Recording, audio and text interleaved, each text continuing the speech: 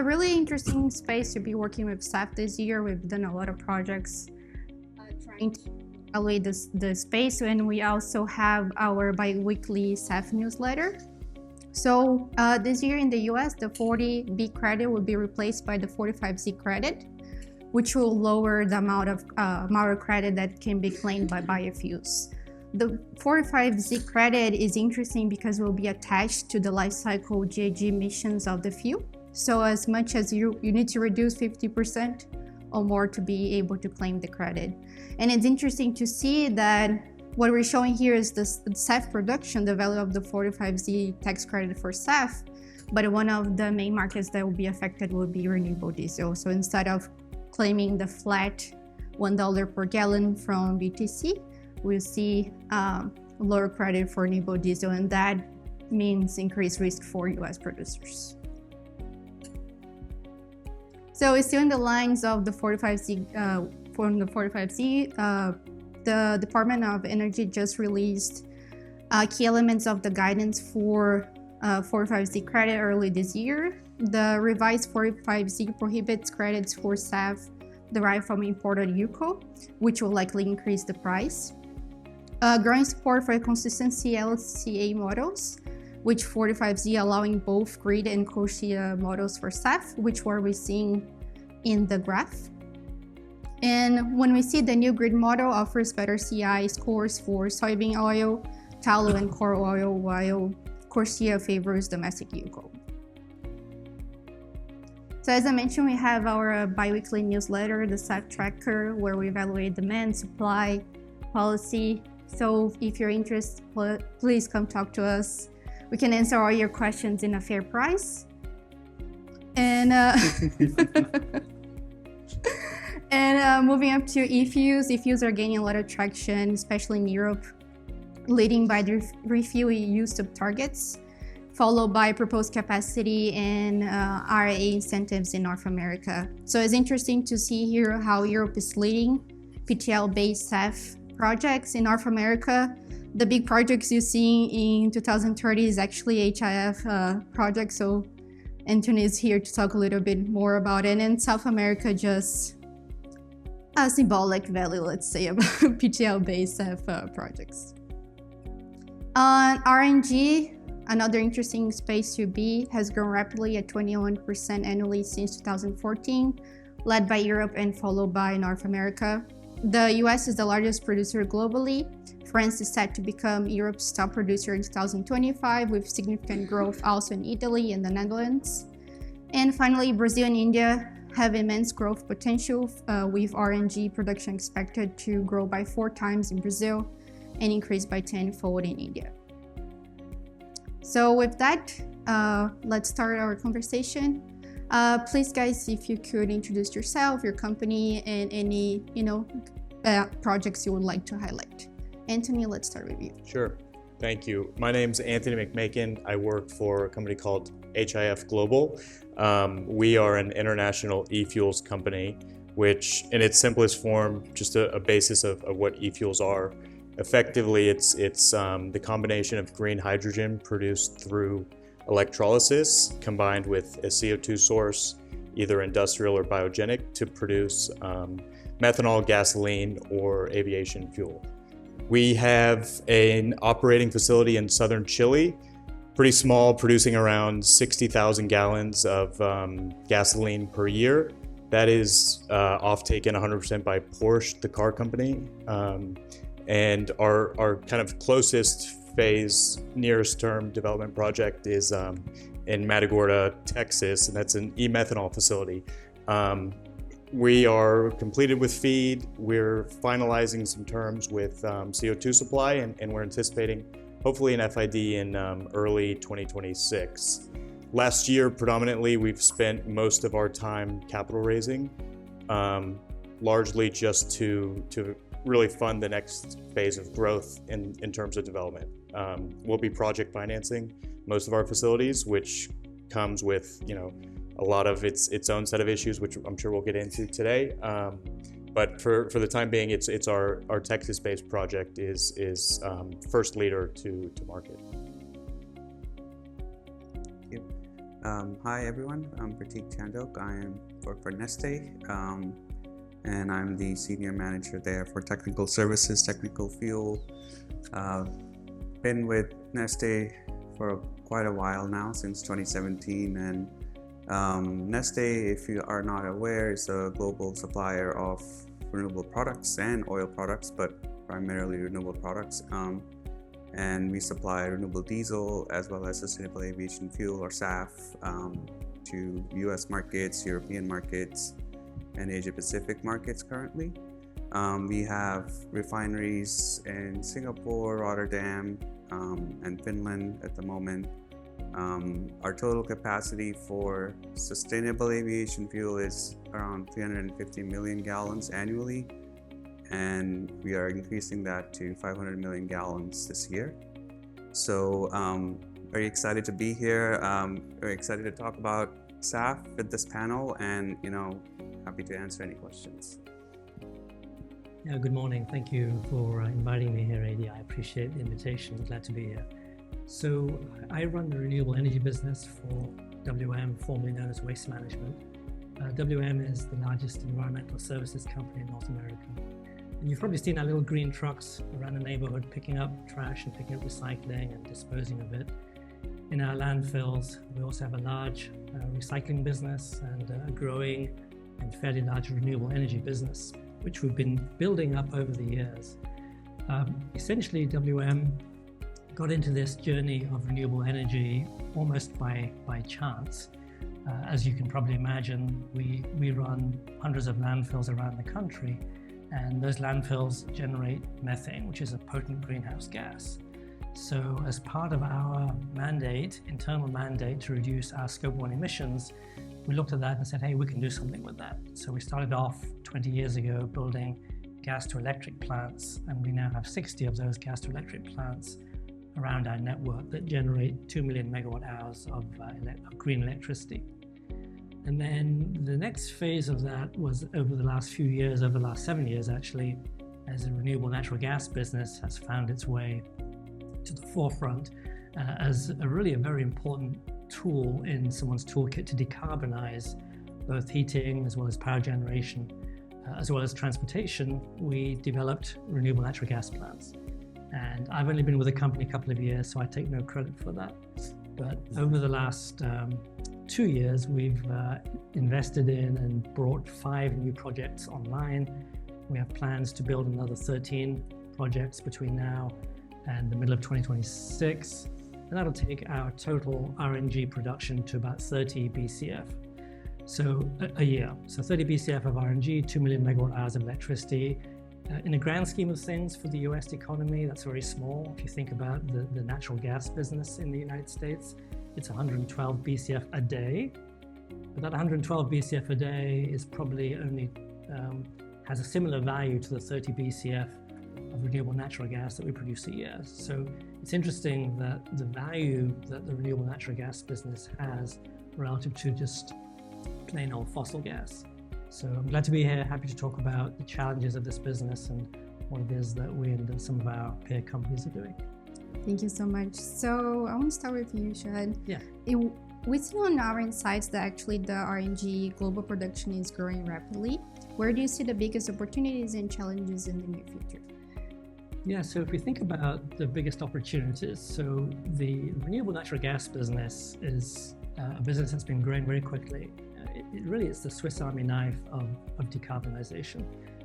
Why? Because you can use it for heating, you can use it for electric generation, and you can use it for transportation. And the CNG that goes into our trucks, for example, has displaced millions of gallons of diesel every year. So if you think about the transportation market, there's a big drive towards electrification for the transportation market, and that works very well for smaller commercial vehicles, but not for the large over-the-road heavy-duty vehicles, where natural gas and CNG is a much better alternative. So the biggest opportunity, I think, short-term is continuing to grow that transportation market, both here and internationally. Eventually, a new technology like hydrogen might displace CNG, but I think that's quite a long way away. As we've talked about, it's still a very expensive fuel and technically challenging to put into large trucks. So the transportation market is definitely an area of continued growth. The voluntary market, which is basically everything else outside of transportation market, is also growing. And it's growing because the federal government, as well as many governments around the world, including the provinces in Canada and states in the United States, are really pushing decarbonization. And as you know, there are multiple ways to decarbonize your footprint. You can decarbonize through solar, through wind, through renewable natural gas, or through other products. But RNG is very fungible. It goes straight into the natural gas grid, and it can be used for heating or burning in power plants. But the credits that are generated by producing renewable natural gas as a result of blending it with other fuels are very valuable. And just by way of example, today the price of natural gas is about $3.20 here in Louisiana. The price of renewable natural gas is 10 times that. So there's a significant value difference. And you might ask yourself, well, who can afford to pay that? That's a great question. And so what has happened in the US and Canada and other countries is that a regulatory structure has formed to allow for the value of those credits to be high enough to allow folks like WM to invest in those plants and to generate a very good return.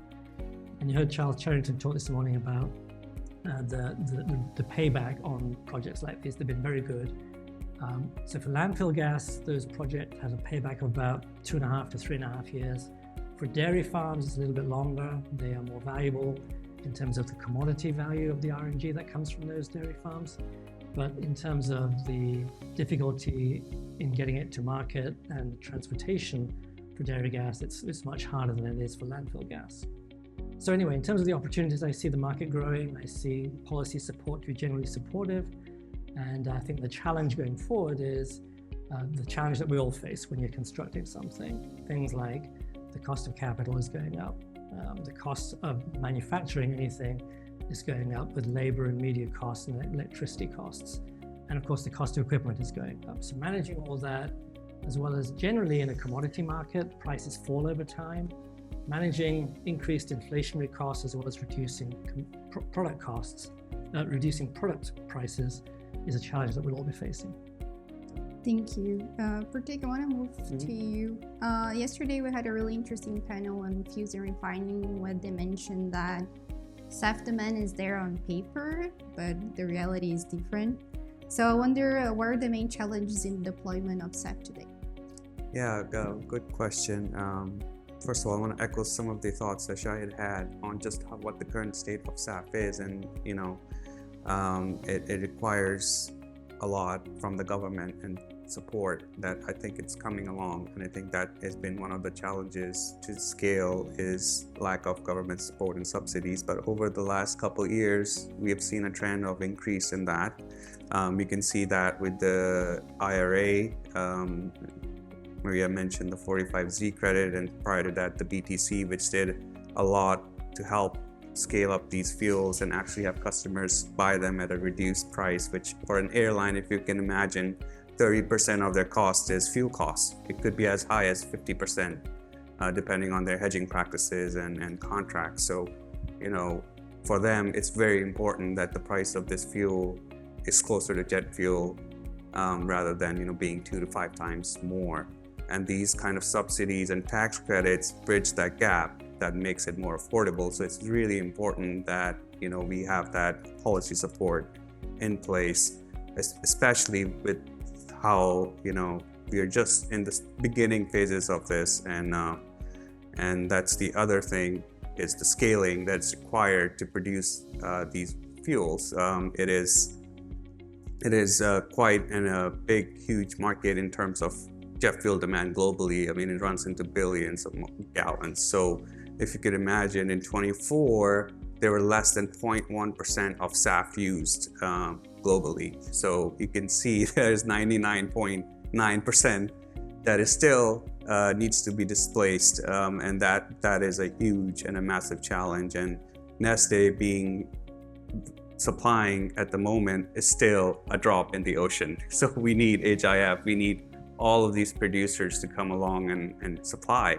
And I think the government policy piece is so key in that, because it provides the certainty for investors to be able to invest in the plants, be able to get a better rate of return. It also gives the confidence for producers to actually start making these facilities, which is a really high capex. So those are some of the hurdles or something that is causing the deployment, causing the delay in that deployment. I think it has been a little bit not what I had expected where we will be in 25. We started supplying in 2020, and by 2030, airlines have commitments of 10%, 20% of their fuel usage to be SAF, and it's a bit of a struggle right now just to get to 1%. So I think that that's going to be something to look forward to and see how much of it actually gets to the 2030, the 3 billion gallon challenge that the Biden administration had. That's going to be a huge challenge, and that's something that we will closely have to look at and see if that is even a feasibility, given that the supply has not reached the levels we would think we would have reached by now. So those are some of the points. Obviously, the technology side of things. So Neste uses HEFA, so hydroprocessed esters and fatty acids, waste oils and greases to produce SAF, which is the most commercially available SAF at the moment in the market. And then, ATJ and all of these other pathways, PTL is coming along. But, you had mentioned the PTL really doesn't kick off till 2030, where we start to see some volume. So we still have 5 years of trying to get to that 10% levels. So technology on the other side is improving significantly. There are 8 pathways that are approved to produce SAF at the moment. That includes alcohol to jet and HEFA. But there's always scope to bring in new technologies, new processes that are more optimized to be able to produce this fuel. So that is also something that needs to be in order to improve our deployment, in order to kind of increase that scale. But I would say everything comes down to the government subsidies, because being such into its infancy, we need that kind of support to be able to scale, to be able to bring down costs, to be able to have investors investing in the producer. So all of that comes down to that all the time. But those are some of my thoughts on that. Thank you. I want to still talk about policy. We see e-fuels gaining a lot of traction in Europe, especially due to refuel use targets. Anthony, how do you assess the current policy and regulatory landscape for e-fuels? Yeah. I mean, I would echo what everyone has said so far, and that the regulatory overhang is pretty intense. So if you look at kind of the e-fuel production pathway, almost every process in its overall production has some sort of subsidy or penalty attached to it. So in the US, for example, you're using renewable energy to power an electrolyzer.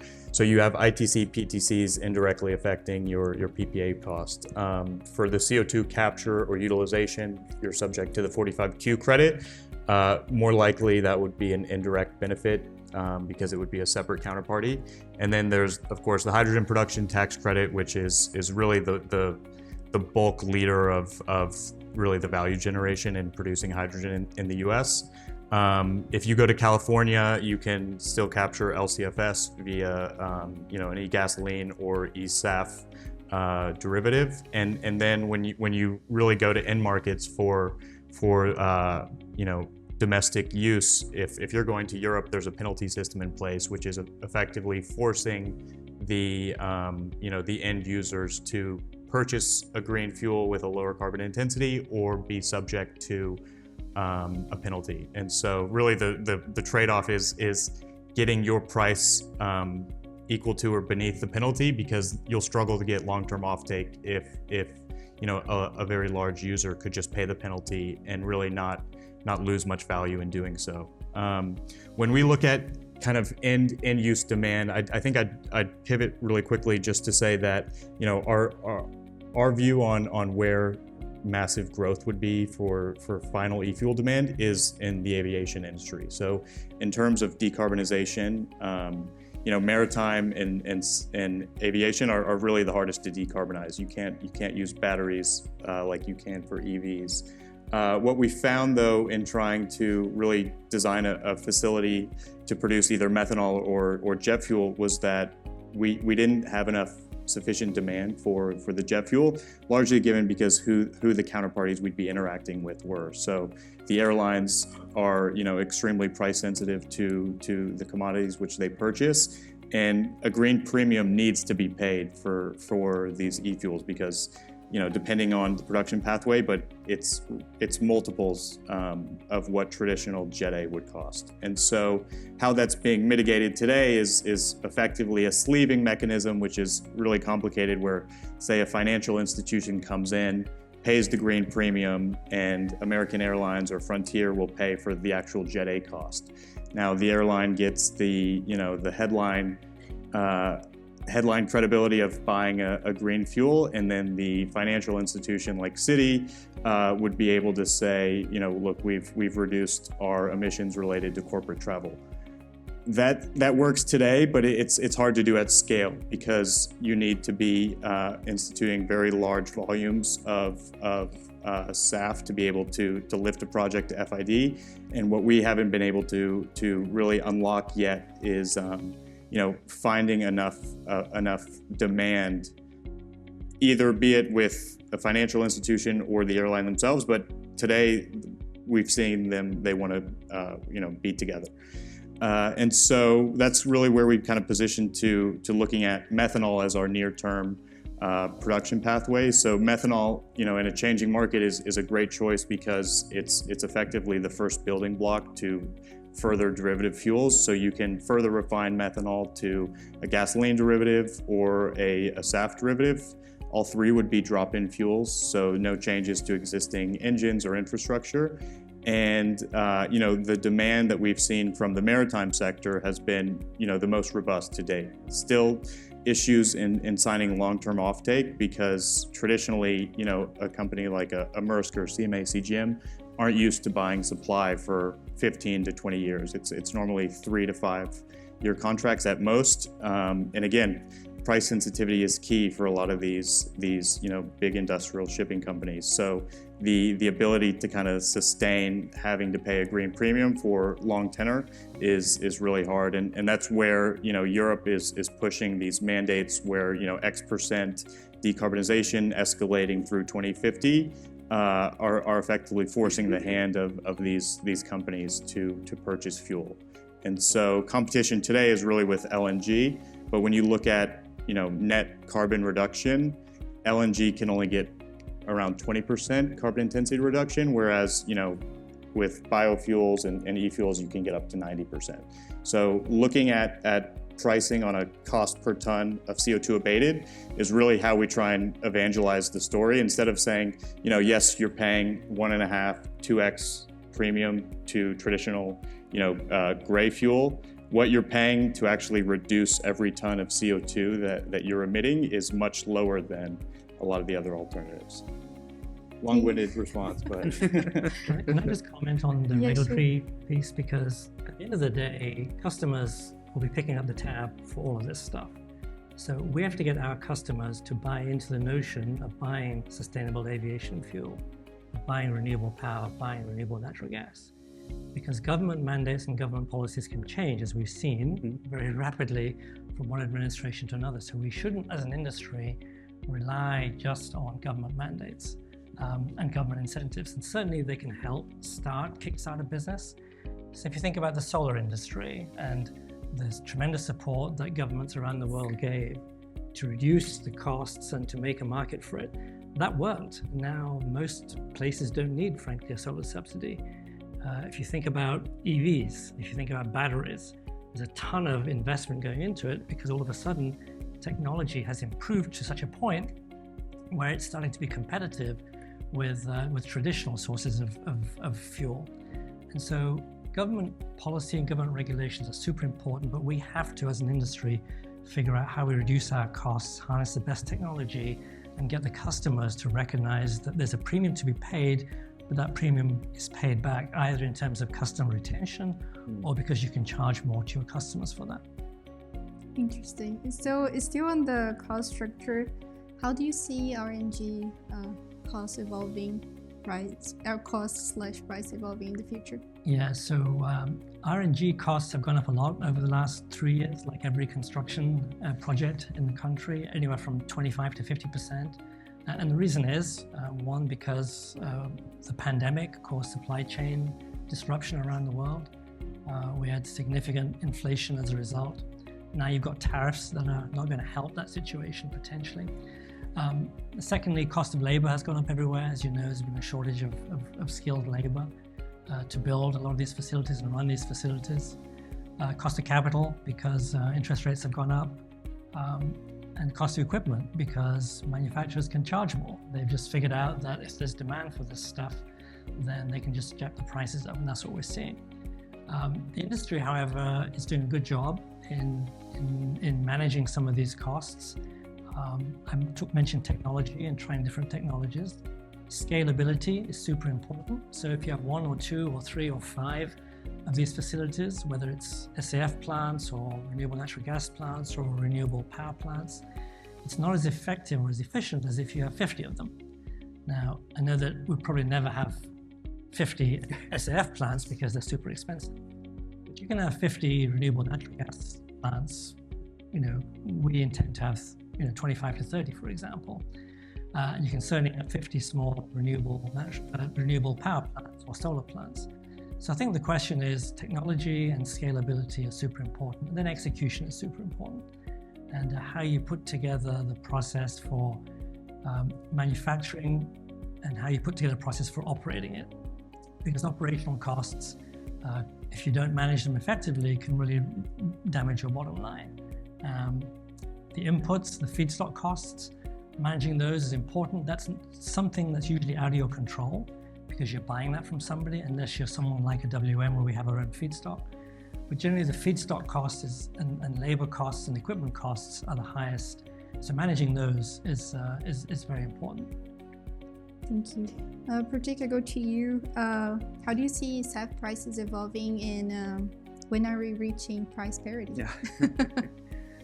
So if you look at the breakdown of SAF in terms of costs, Shaid kind of alluded to all of that. You have the feedstock cost for SAF, especially HEFA, is the highest. Like that is most of where the cost comes from. And then, the CapEx and the OpEx are actually similar to hydroprocessing, hydrotreatment, refinery, but the feedstocks piece is a lot, and it's limited. So, we don't see and as more producers, specifically HEFA producers, come into the market, that feedstock pool kind of keeps shrinking, so the feedstock cost keeps increasing. So one of the ways to kind of manage that is to diversify your feedstock pool, use different feedstocks that you can use on our processes. And obviously evolving our technology to PTL, we are looking at that quite seriously as well, and have plans for that to do that in future 2030 and beyond. But I think PTL, this where the advantage is the CO2 aspect is essentially free. So that itself is a huge cost benefit when we start using these type of technologies with low feedstock costs. I kind of put cost in short, medium, and long term. Short term, SAF will remain expensive. It will rely a lot on the government tax credits, subsidies to kind of bridge that gap as more producers come online and supply. Medium term, you will start seeing those costs go down. And then, as more producers come in, we would see economies of scale eventually. And in the long term, we think we can reach close to parity, but I'm not going to say that it's going to be exactly the price of jet fuel. But as Shaid had mentioned, we can't just rely on subsidies. We cannot rely on governments to be able to continuously support this. So at some point, we have to be able to kind of support our industry ourselves. And I think in the long term, where you will have large supply, different feedstocks, different technologies, we can get pretty darn close to parity, I would say. Good to hear. Anthony, what are the most promising areas of innovation for reducing production costs for e-fuels? Yeah, so a little bit on the CapEx backstory for a hydrogen facility or an e-fuels facility. You know, I'd say 60% of the CapEx is related to the hydrogen island, largely because, you know, electrolysis today, while it's been around for a really long time, is still very expensive. So, you know, when companies look to bring down their CapEx to make, you know, the end product price more palatable, they're always looking at ways to attack the hydrogen island. That is really easy to do on paper, but in terms of actual feasibility, what ends up happening is that you're, you know, kind of diverging away from the very large companies producing electrolyzers and looking more towards a lot of the new startup electrolyzer companies who don't have really the creditworthiness or the operating history that a lender or an equity provider would want to see to get comfortable with the technology. You know, so really how this needs to evolve is that there are going to be mechanisms that need to be discovered on, okay, how do we get comfortable as a lender that, you know, this company which has 200 million of cash in the balance sheet can support, you know, $1 billion worth of performance guarantees over X number of years. Lenders are pretty rigid today, and, you know, we look at a lot of our lenders and our precedents and comps in the LNG industry, where performance guarantees, EPC packages, everything was generally robust. And in a scenario which is kind of a new energy, new fuel, putting a lot of pieces together of the production chain that have been around for many years, but haven't really been put together at scale before, that's hard to really change the narrative for the lender's mindset. So hopefully, you know, as these companies start to really run their electrolyzers, operating history will go up. An IE typically wants to see 20 to 30,000 hours of operating history for it to be a proven technology. That's really hard, and you know, a little demonstration unit in a university lab room doesn't count as you know, going towards the operating history. And then additionally, it's kind of the story we see in US CapEx along the Gulf Coast. It's trying to get away from doing stick build and more of a modular approach. We're going to run into some issues potentially on you know, the geopolitical tariff wars in terms of where these modules are being assembled. You know, is it domestic content, international content made to produce these modules? But in terms of really reducing labor on site, it has to be modular, and going away from stick build is additionally the next piece where you can really capitalize on cutting costs. Thank you. As I'm going to open to questions, as you have some here, but let's open to audience.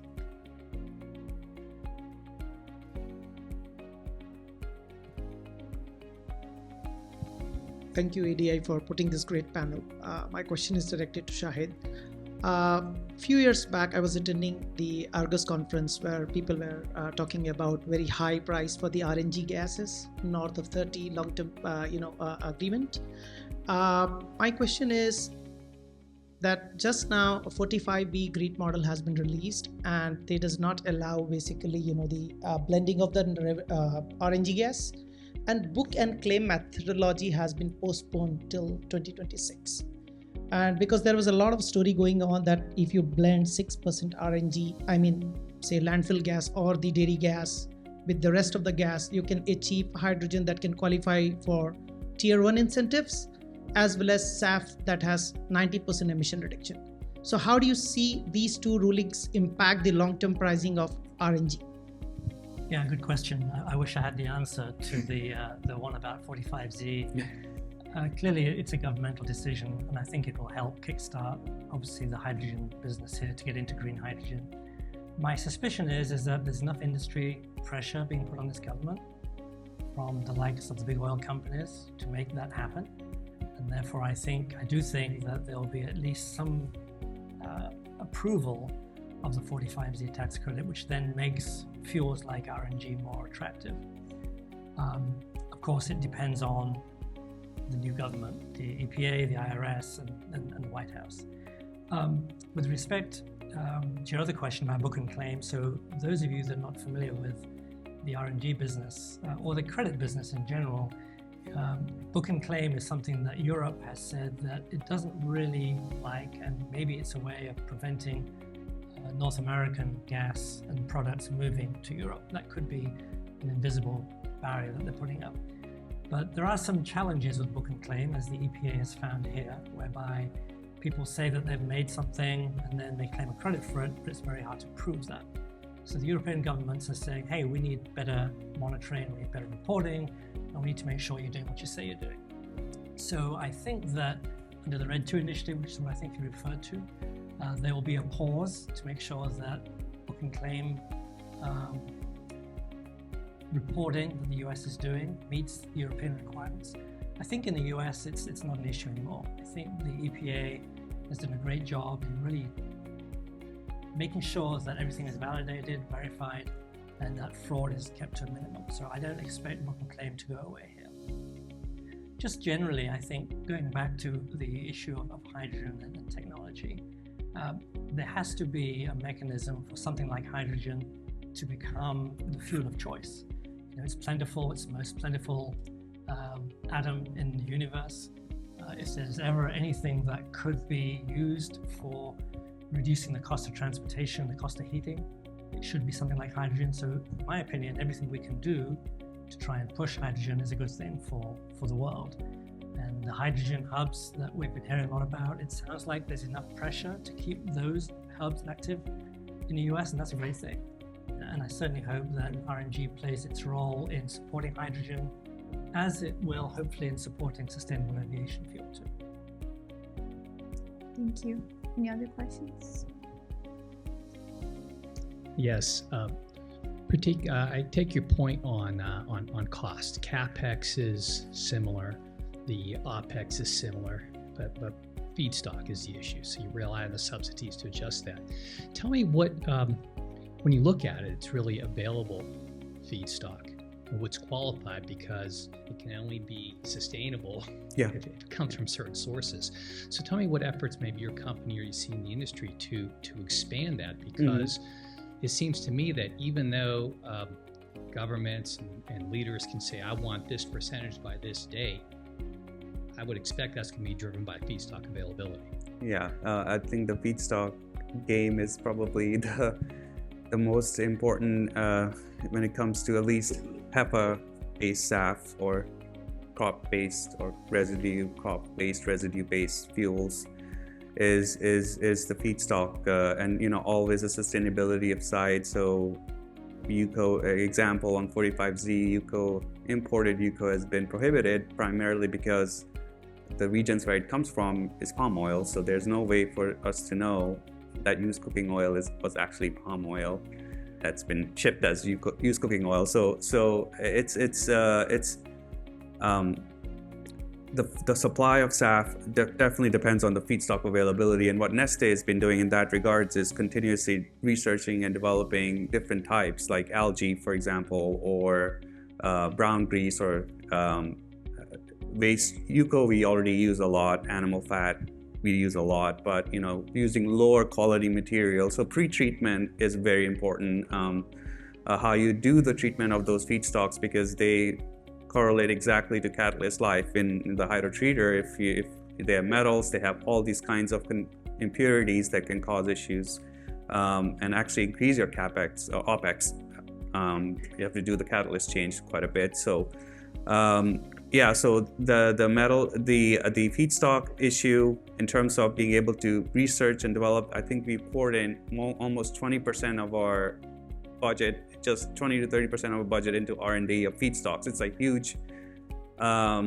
huge strategic play for us to be able to get to these and collect more used cooking oil and collect more animal fat, or find different ways of different methods. Cover crops, for example, is another thing that we have been looking into. Some feedstocks that do not compete with food, that have a low ILUC, induced land use changes, are sustainably produced, are like the key things that an airline would look for, and governments when they implement policies. So that alone it's where a lot of our supply constraints come from. Are we able to get the feedstock? Fortunately, we have also developed some other strategies in terms of moving upstream in our business by merged M&A and actually buying a lot of the feedstock companies or traders. We've made investments in the US to be able to capture this, so we are able to have a foothold with these feedstocks, because as competition comes, that pool is going to shrink, and we see that happening already, because Phillips 66 has started supply. Valero with Diamond Green Diesel have started supply. These are all HEFA producers, so it's coming. So we always have to be on top of our game when it comes to feedstock. So I hope I answered the question. I've just been going on and on. Thank you.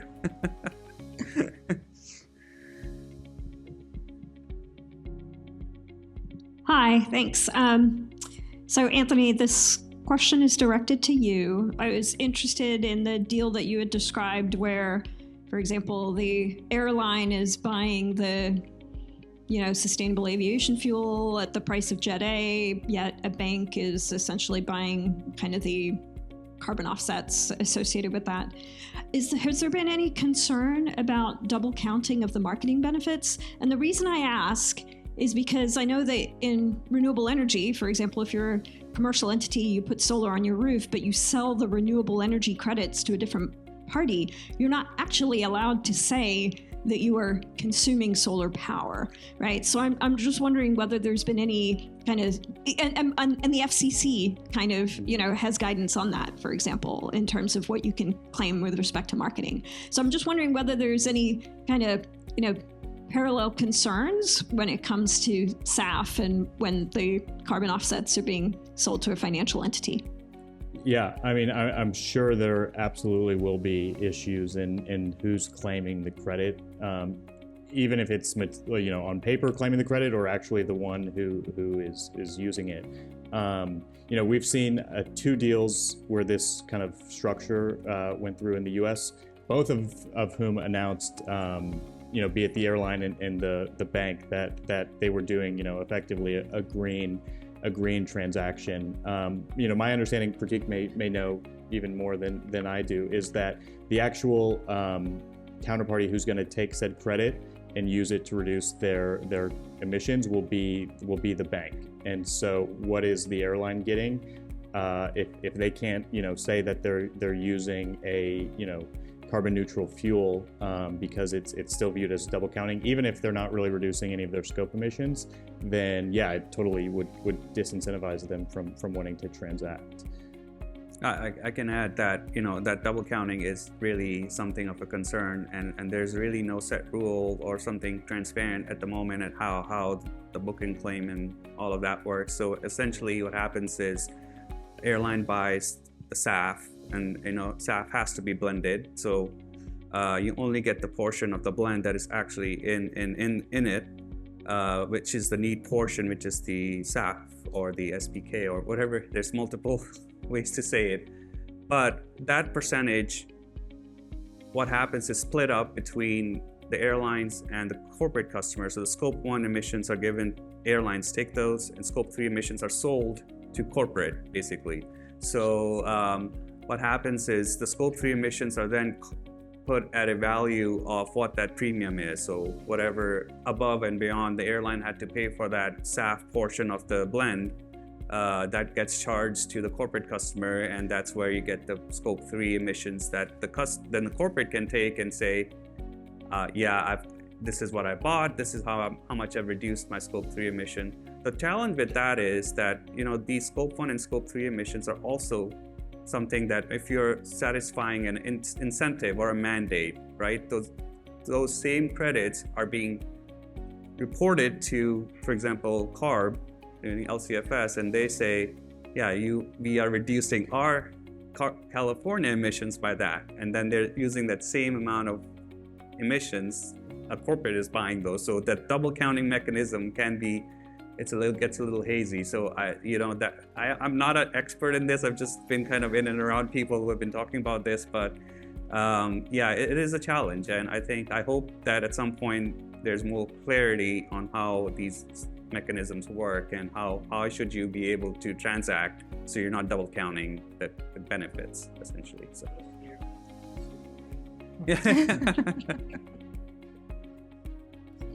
Yeah, it's a little. There's not a lot of guidance. So airlines are essentially coming in and making their rules, and it could be trouble. So. Thank you. Any other questions? So, Shaid, I want to finalize this panel with you. So, what are you most excited about the future of RNG? I'm excited about the future of decarbonization. One of the speakers said this morning that his 3 teenage sons gave him a hard time because he was fossil fuel addict. And I have 3 teenage daughters who said the same thing to me. That's why I now work for an environmental services company. And so I guess I'm excited about RNG because I think it, like I said before, it's a Swiss Army knife. It's very fungible. It flows into the natural gas grid. It can be used for transportation, heating, electricity, hydrogen, sustainable aviation fuel. Eventually, there may be bunkering of specialized small ships and small boats. But actually, I think I'm more excited about the path that the countries like the US have taken recently in supporting our industries, putting in place not just mandates, but also incentives, whether it's the hydrogen hub, whether it's the Infrastructure Act, whether it's tax credits, to enable companies like ours and lots of startups to make small investments, to become big investments, and to generate not just revenues, but also help reduce global warming. Because if you think about it, last year was the hottest year on record. The year before that was the hottest year on record. The year before that, and so on. And so right now, if we as a nation, and if we as a planet want to keep global warming at 1.5 degrees above industrialization date, we absolutely have to do everything we can. So I'm excited to see the technology at work, excited to see the investment that's going in, and the passion of some of the folks like your company and helping make that happen. So thank you for that. Thank you, guys. Let's give a hand, everybody.